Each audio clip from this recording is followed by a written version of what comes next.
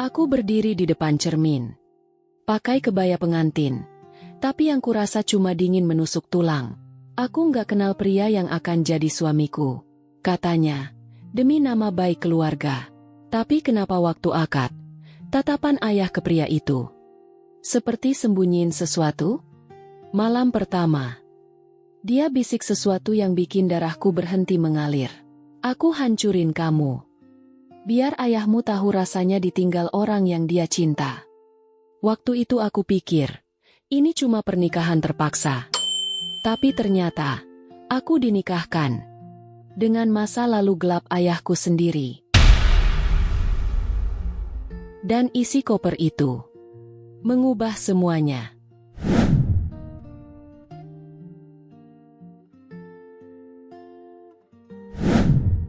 Kadang aku bingung.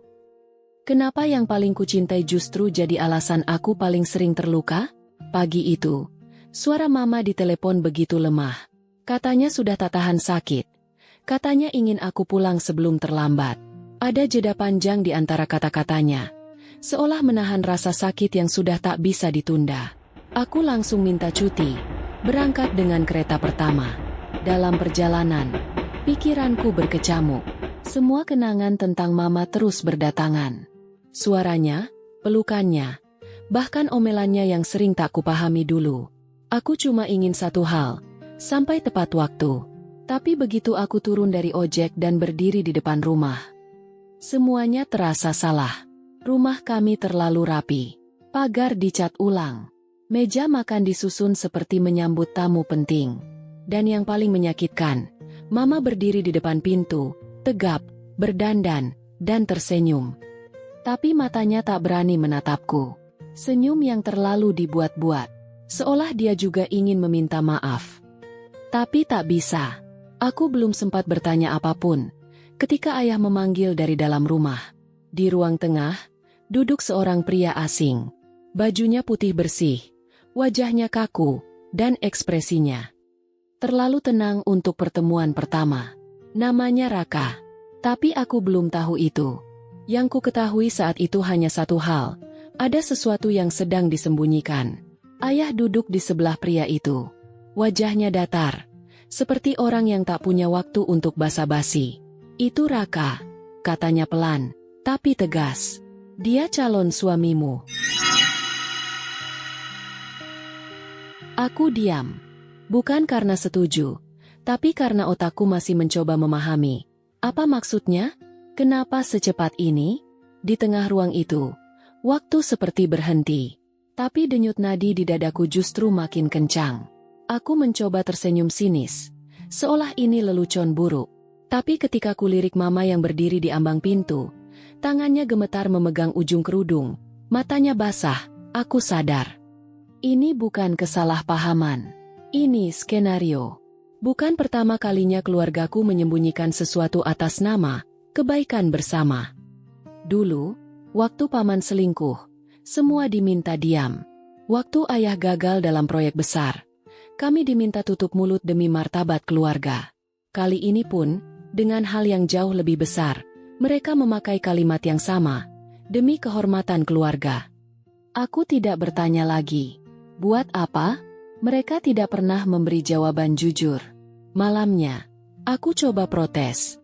Tapi yang kudengar cuma desahan lelah ayah. Dan suara mama yang terus mengelak. Aku tidak pernah diberi kesempatan untuk mengenal Raka. Tidak pernah diberi pilihan untuk menolak. Yang ada hanya tekanan. Kita sedang terdesak, Rani. Ini demi adik-adikmu. Kalau kamu tidak menurut, kita semua hancur. Tiba-tiba, aku bukan lagi anak. Aku jadi juru selamat. Hari demi hari berlalu seperti dalam tekanan mimpi buruk. Kain kebaya dikirim dari butik yang tak pernah kuminta. Undangan dicetak tanpa namaku ditanya ejaan. Wajahku dirias seperti boneka. Tapi tak ada yang bertanya apa aku siap jadi pengantin. Aku duduk diam dalam proses yang terlalu cepat, terlalu senyap, dan terlalu dingin. Hari ijab kabul datang seperti badai yang tidak bisa kuhindari. Aku mengenakan kebaya putih. Warna yang katanya lambang kesucian. Tapi entah kenapa, di tubuhku, putih itu terasa seperti kain kafan. Ayah duduk di depan penghulu. Mama hanya menunduk. Raka melafalkan ijab kabul dengan suara tenang, mantap, dan kosong. Orang-orang di sekitar tersenyum bangga. Tapi aku hanya melihat tatapan yang membuat bulu kuduku berdiri. Saat ijab selesai, dan tanganku dijabat oleh pria itu untuk pertama kalinya, aku menoleh ke ayah. Ingin melihat wajah lega. Atau mungkin bangga. Tapi yang kulihat bukan itu. Pak Hendra, ayahku, menatap Raka dengan sorot aneh. Seperti orang yang ingin kabur. Tapi tak bisa. Dan Raka tersenyum kecil. Bukan senyum cinta. Tapi seperti senyum orang yang baru saja menang taruhan besar.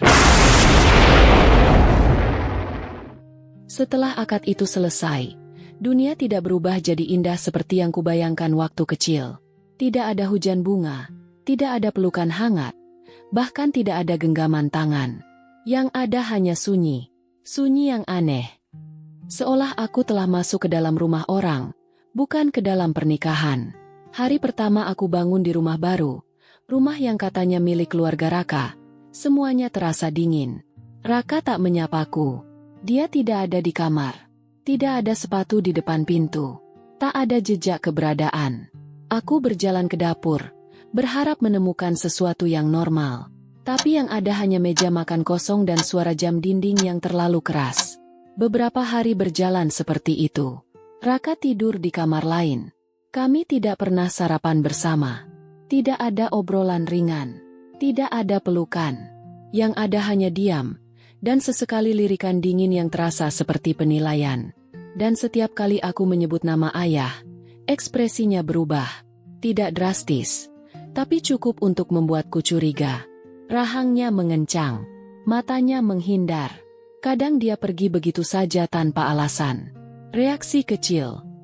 Tapi terlalu konsisten untuk diabaikan. Ada sesuatu yang Raka sembunyikan. Dan firasatku bilang, semua itu berkaitan dengan ayahku.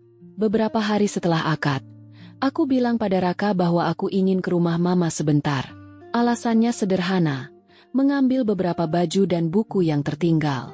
Tapi sebenarnya, bukan itu tujuan utamaku. Sejak hari pernikahan itu, ada sesuatu yang terus menggangguku. Bukan cuma sikap Raka yang dingin, tapi juga ekspresi ayah, yang terlihat takut saat melihat Raka di pelaminan. Seperti seseorang yang melihat masa lalunya kembali dalam wujud yang tak bisa dikendalikan. Aku mulai merasa ada bagian cerita yang tidak selesai. Dan entah kenapa, semua rasa penasaran itu membawaku ke satu tempat. Kamar ayah. Ruang itu seperti menyimpan jawaban. Dari kenapa aku dinikahkan begitu cepat. Kenapa Raka seperti tahu lebih banyak tentang keluargaku daripada aku sendiri. Dan kenapa aku merasa berada di tengah permainan yang bukan aku mulai. Hari itu, rumah mama sepi. Beliau sedang ke pengajian. Adik-adikku juga tidak ada. Aku masuk pelan-pelan ke kamar ayah. Ruang itu dingin. Tirai digulung, lantai mengilap, dan meja kayu besar masih berdiri kokoh di pojok. Pandangan mataku tertuju pada laci kecil di bawah lemari. Dulu ayah selalu bilang, itu hanya untuk urusan penting. Dan aku tidak pernah berani membuka. Tapi hari itu, entah kenapa, lacinya tidak dikunci. Tanganku sedikit gemetar saat menarik gagangnya. Di dalamnya, terlipat rapi beberapa dokumen bank, buku catatan tua, dan satu album foto yang dibungkus plastik bening. Aku duduk di sisi ranjang, membuka album itu perlahan. Halaman demi halaman penuh dengan foto lama.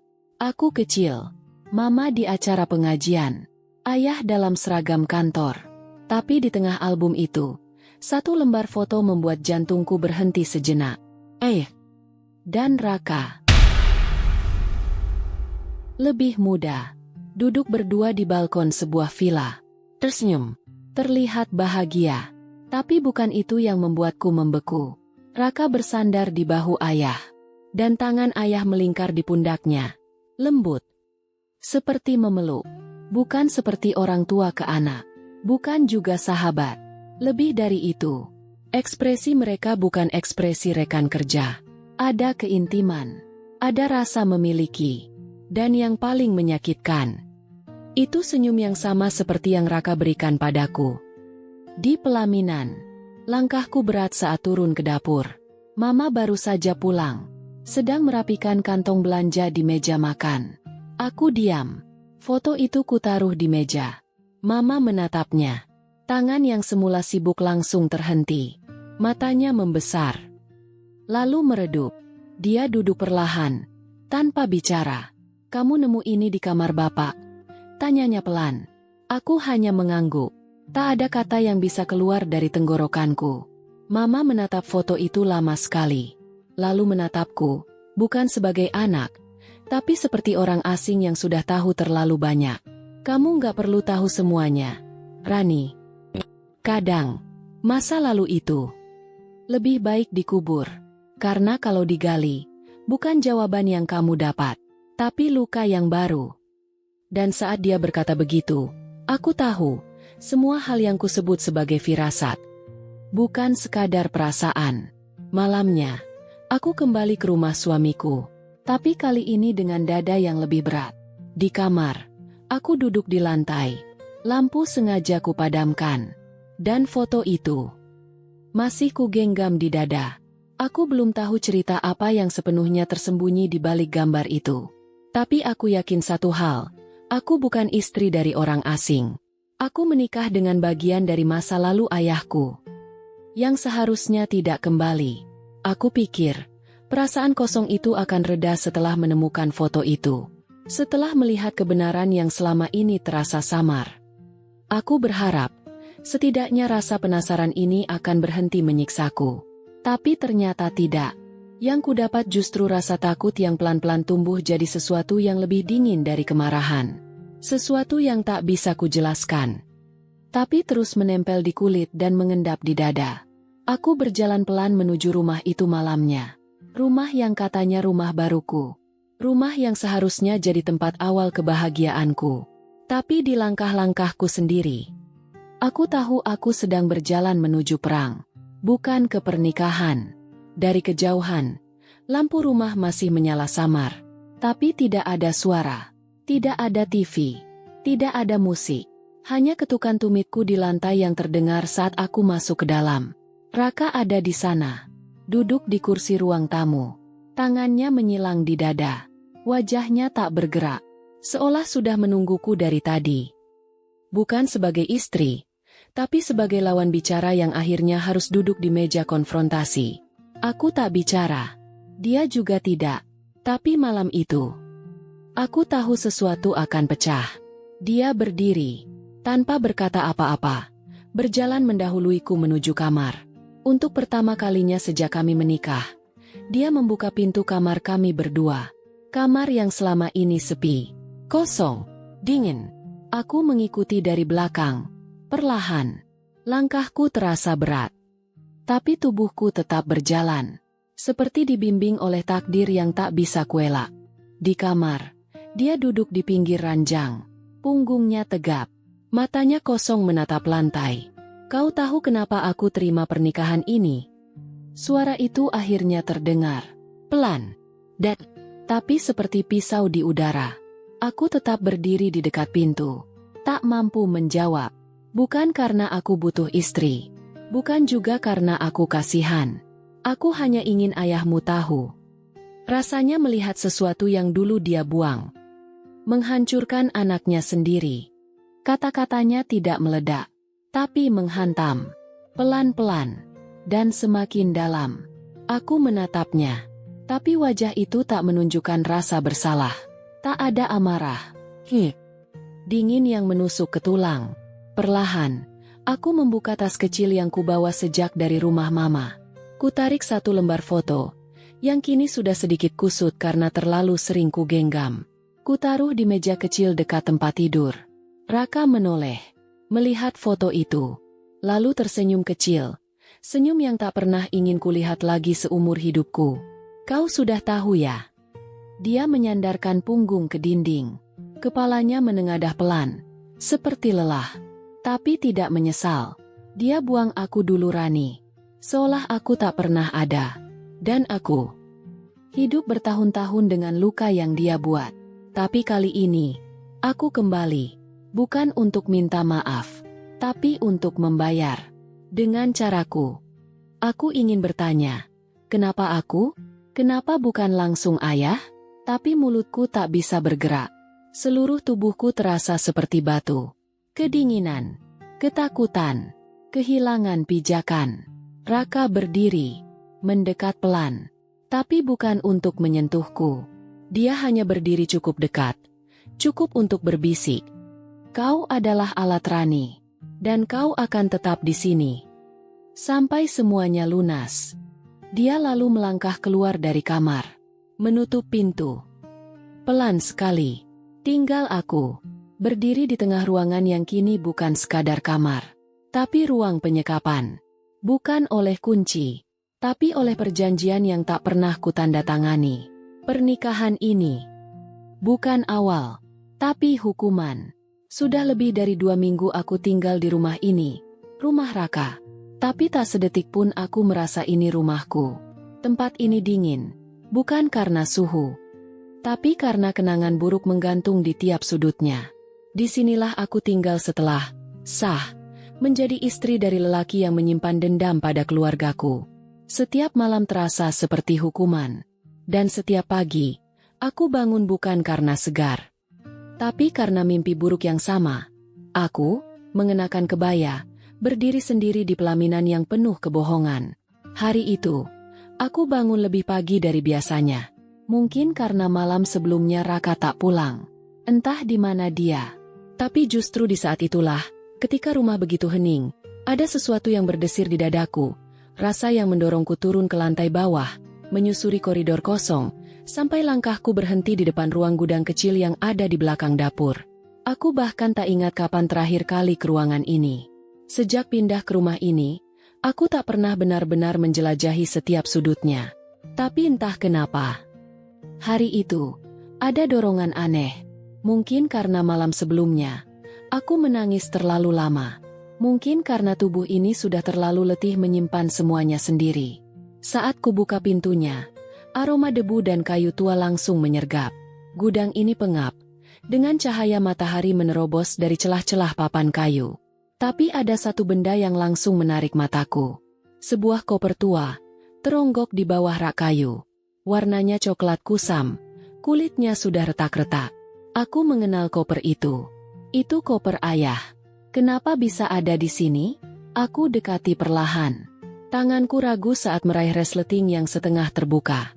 Tapi rasa penasaran jauh lebih kuat dari takut. Begitu kubuka sepenuhnya, jantungku seolah terlempar dari dadaku. Ada puluhan lembar kertas. Foto-foto. Semuanya dikumpulkan dengan rapi. Seperti warisan rahasia yang sengaja disembunyikan. Salah satu surat itu ada tulisan tangan di bagian depannya. Untuk Hendra, kalau kau masih manusia. Gaya bahasanya kasar. Tapi justru dari situ aku tahu. Itu dari Raka. Tanganku gemetar. Kubuka satu persatu. Kalimat-kalimat di dalamnya bukan hanya ungkapan cinta, tapi juga kemarahan, pengkhianatan, dan permohonan terakhir dari seseorang yang ditinggalkan tanpa penjelasan. Raka mencintai ayah. Dulu, mereka hidup bersama diam-diam. Tapi saat ayah merasa hubungannya memalukan, ia menghilang, menikahi mama, dan menghapus Raka seolah tak pernah ada. Dan koper ini adalah sisa-sisa luka yang dibuang bersama kisah mereka. Aku terduduk di lantai gudang, memeluk lutut. Udara terasa makin tipis. Rasanya seperti ditikam 2 kali. Oleh ayah. Dan oleh Raka. Satu meninggalkan. Satu membalas dendam. Dan aku tumbal dari kebusukan yang mereka sembunyikan bertahun-tahun.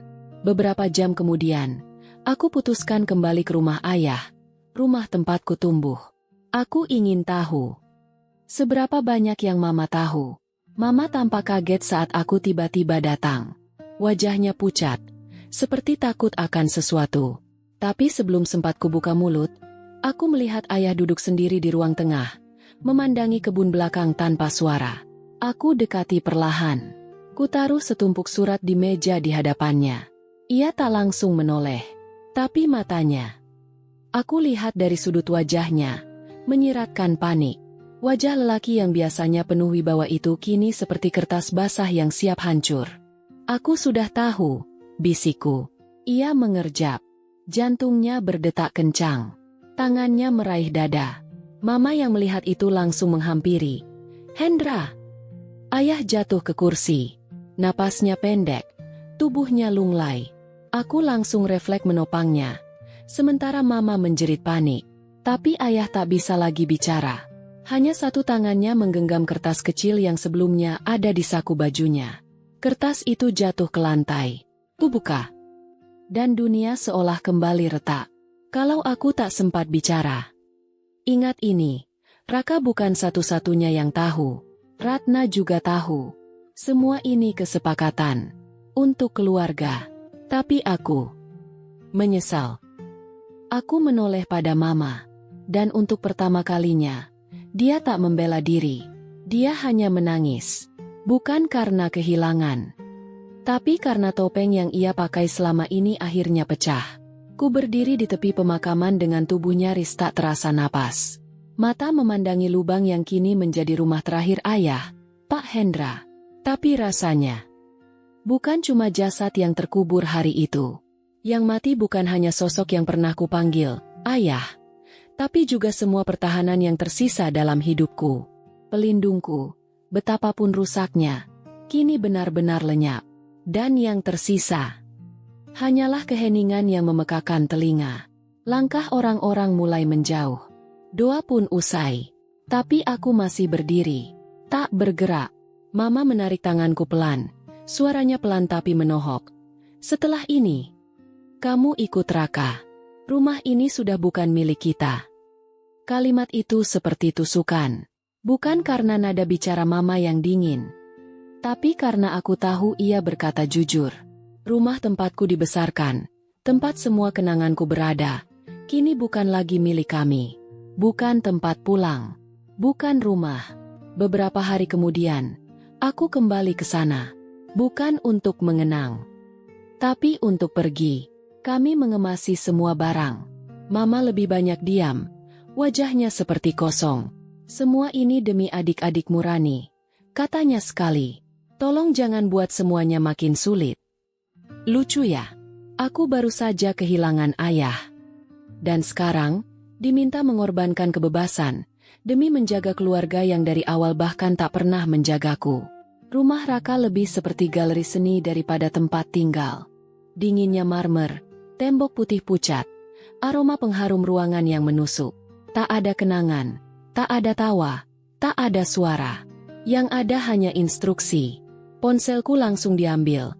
Katanya agar aku bisa fokus adaptasi. Semua kontak terhapus. Media sosial ditutup. Bahkan asisten rumah tangga pun tak ada. Aku benar-benar sendiri di rumah yang terlalu besar untuk satu jiwa yang terpenjara. Aku cuma ingin kau nyaman, kata Raka sambil tersenyum. Tapi senyumnya terasa seperti tali yang perlahan mencekik. Setiap malam, suara langkahnya jadi satu-satunya tanda bahwa aku tidak benar-benar sendirian. Tapi tak pernah ada percakapan. Kadang dia diam, kadang mengomel sendiri. Pernah satu malam, dia hanya duduk di kursi kamar, menatapku lama, tanpa ekspresi. Lalu, menangis, tertawa, lalu pergi meninggalkan pintu terbuka. Aku menatapnya dari ranjang, takut sekaligus bingung. Siapa sebenarnya yang kupanggil suami? Aku merasa seperti benda mati di rumah itu. Tidak berdaya, tidak dianggap, hanya ada. Hingga satu malam, aku terbangun karena haus. Saat melewati ruang kerja, aku mendengar suara pelan. Raka sedang menelepon seseorang. Suaranya rendah, nyaris seperti bisikan. Tapi kata-katanya menusuk sampai ke tulangku. Aku mau dia hamil. Kalau dia hamil, dia nggak akan bisa pergi kemana-mana. Dia akan tinggal sepenuhnya. Aku membeku di balik tembok. Darahku dingin. Tanganku gemetar. Saat itu juga, aku sadar. Pernikahan ini bukan sekadar penghukuman masa lalu. Ini adalah perang kekuasaan. Dan tubuhku adalah medan tempurnya. Aku kembali ke kamar dengan langkah perlahan. Tapi dalam hati, mulai terbentuk satu kalimat yang bergema tanpa henti. Kalau aku tidak segera bertindak, maka bukan hanya hidupku yang akan hancur, tapi juga masa depan yang belum sempat kupeluk. Malam-malam berikutnya aku tak benar-benar tidur. Setiap derit lantai, setiap bayangan di balik jendela, membuatku terus waspada. Rumah ini seperti perangkap, dan aku adalah binatang yang dipelihara dengan ketakutan. Beberapa minggu setelah ayah meninggal, aku mulai merasa aneh. Tubuhku lemas, perutku mual setiap pagi. Tadinya kupikir ini hanya efek stres. Tapi setelah kupaksa ke klinik terdekat, dokter hanya tersenyum tipis dan berkata, "Selamat ya Bu, Anda hamil." Seolah kata-kata itu adalah palu terakhir yang menghancurkan sisa-sisa kendaliku. Aku duduk di dalam kamar, memandangi hasil tes pak yang masih kupeluk. Rasa syok, takut, dan amarah bercampur menjadi satu. Bukan karena anak ini, tapi karena ayah dari anak ini adalah bagian dari dendam busuk yang diwariskan dari generasi sebelumnya. Raka tahu aku hamil. Aku bisa lihat dari caranya tersenyum puas, seolah ia baru saja memenangkan sesuatu. Sejak itu, dia mulai mengunci semua aksesku ke dunia luar.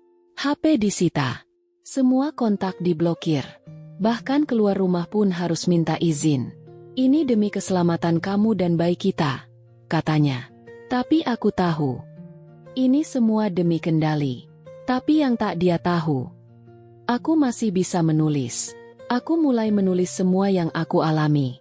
Diari elektronik rahasia, kusimpan di folder tersembunyi di laptop.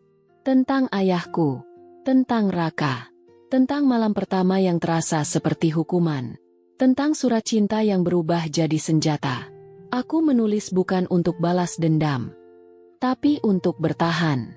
Dan di tengah hari yang mendung itu, seseorang mengetuk pintu rumah. Wanita asing, usianya sekitar 30-an, anggun, tapi matanya penuh luka. Ia memperkenalkan diri pelan, dengan suara bergetar. "Namaku Dinda. Aku mantan tunangannya Raka." Dunia seperti berhenti berputar. Dinda tak butuh waktu lama untuk menjelaskan maksudnya. Ia tahu semua tentang masa lalu Raka dan ayahku. Bahkan lebih dari yang ku tahu. Katanya, ia sempat menemukan dokumen dan rekaman lama saat masih bersama Raka. Dan kini, dia ingin aku tahu semuanya. "Aku tahu kamu hamil," katanya. "Dan aku tahu kamu pasti terjebak. Tapi kamu harus dengar ini." Ia menyerahkan sebuah flash disk kecil. Di dalam ini, ada rekaman asli perjanjian antara Raka dan ayahmu. Percakapan mereka. "Kalau kamu berani, sebarkan ini. Dunia berhak tahu." Malam itu aku tak bisa tidur. Aku pasang earphone, duduk di sudut tempat tidur, dan menyalakan isi flash disk itu. Suara Raka dan ayah bergantian terdengar. Awalnya pelan, tapi makin lama, makin panas. "Aku sudah bantu semua proyek-proyekmu, Hendra. Tanpa aku, kau nggak akan sampai ke kursi itu." "Aku tahu, tapi jangan ganggu keluargaku lagi." "Kau yang mulai. Kau yang tinggalin aku di tengah malam, bawa kabur semua dokumen. Kau nikahi wanita itu demi citra bersih." "Aku nggak punya pilihan. Aku baru punya anak. Nama keluargaku dipertaruhkan. Kalau hubungan kita terbongkar, karierku habis. Aku bisa masuk penjara Raka. Aku butuh keluar. Demi mereka." "Demi mereka? Atau demi dirimu sendiri?" "Waktu itu aku pikir, menyingkirkanmu cukup. Tapi ternyata dendammu lebih panjang." "Karena yang kau hancurkan bukan cuma aku, tapi seluruh hidupku. Sekarang aku cuma mau satu, anakmu jadi alat penghapus luka itu." "Jangan sakiti dia. Dia nggak salah apa-apa." "Harusnya kau pikirkan itu sebelum kau pakai dia sebagai tebusan." Aku menutup laptop dengan tangan gemetar. Dan untuk pertama kalinya, aku menangis bukan karena takut, tapi karena sadar. Aku tidak hanya dikorbankan, tapi juga dijual dengan sadar oleh orang yang seharusnya melindungiku. Besok pagi, aku akan bertindak. Untukku, untuk anakku, untuk kebebasan yang selama ini hanya bisa kutulis, tapi kini akan kuteriakkan. Hujan deras mengguyur malam itu. Rumah Raka sunyi, tapi pikiranku bising. Setelah wanita itu pergi dan menyerahkan flash disk, aku tahu, aku harus memilih. Terus terperangkap, atau membebaskan diri. Bukan untukku, tapi untuk anak yang mulai tumbuh di rahimku. Dengan tangan gemetar, aku buka flash disk itu diam-diam di kamar tamu. Satu-satunya tempat tanpa CCTV. Dan isinya rekaman suara ayah bicara terbata pada Raka. Kalau anakku tahu, habis semua ini. Tapi aku janji, aku serahkan Rani ke kamu. Dengan syarat, jangan buka mulut tentang kita. Tiba-tiba pandanganku kabur. Bukan karena teknis video, tapi karena air mata. Semua jelas sekarang. Aku bukan dijodohkan. Aku dijual. Demi menutup aib. Malam itu juga, aku ambil langkah yang sudah lama harus kuambil. Bukan kabur seperti gadis ketakutan, tapi pergi. Sebagai seorang ibu yang ingin selamatkan anaknya, aku menyelinap keluar lewat dapur belakang. Naik ojek ke rumah sahabat lamaku, Intan. Satu-satunya yang belum diputus kontaknya oleh Raka. Dia kaget setengah mati lihat aku berdiri di depan rumahnya dalam keadaan kuyup. Perut sedikit membuncit, dan wajah penuh luka batin. Ran. Ya Tuhan, kamu kenapa? Aku cuma jawab pelan. Boleh pinjam laptop enggak? Di dalam kamar Intan, hanya dengan lampu tidur menyala, aku unggah rekaman itu ke akun X milikku yang lama. Ku beri caption singkat. Inilah harga yang dibayar seorang anak demi kehormatan palsu keluarganya. Aku tak berharap banyak, tapi dalam 10 menit, repost mulai bermunculan. 10.000 views, 50.000. Akun-akun besar ikut sebar. Hashtag Saferani naik jadi trending. Dan tak lama kemudian, akun media mulai mention aku, minta konfirmasi. Besok paginya, aku bangun karena suara ramai di luar. Intan masuk ke kamar dan bilang, Ran, Mama kamu nelpon aku. Katanya kamu bikin semuanya hancur. Aku terdiam. Tapi tak lama, HP Intan kembali berdering. Rani, tolong, kamu bikin bapakmu malu, bikin keluargamu hancur. Suaranya Mama, panik, terisak. Tapi kali ini, aku tidak ikut jatuh. Aku tidak merasa bersalah. Aku tidak lemah. Aku cuma jawab, Bu, keluarga kita memang sudah hancur. Tapi setidaknya aku selamat. Beberapa hari kemudian, polisi menangkap Raka. Bukan hanya karena rekaman, tapi juga karena penyalahgunaan dokumen warisan, ancaman fisik, dan bukti manipulasi pernikahan. Media ramai, keluarga Hendra jadi bahan omongan. Tapi aku pergi dari layar. Tak ingin jadi korban selamanya. Aku duduk di taman kecil, mengelus perutku yang makin membesar. Di sampingku ada surat hasil USG. Bayiku sehat. Detak jantungnya kuat, lebih kuat dari luka yang pernah kutanggung. Seorang anak kecil lewat, menatapku penasaran. Ibu, lagi nunggu siapa? Aku tersenyum, lalu jawab, aku nunggu hidup baru.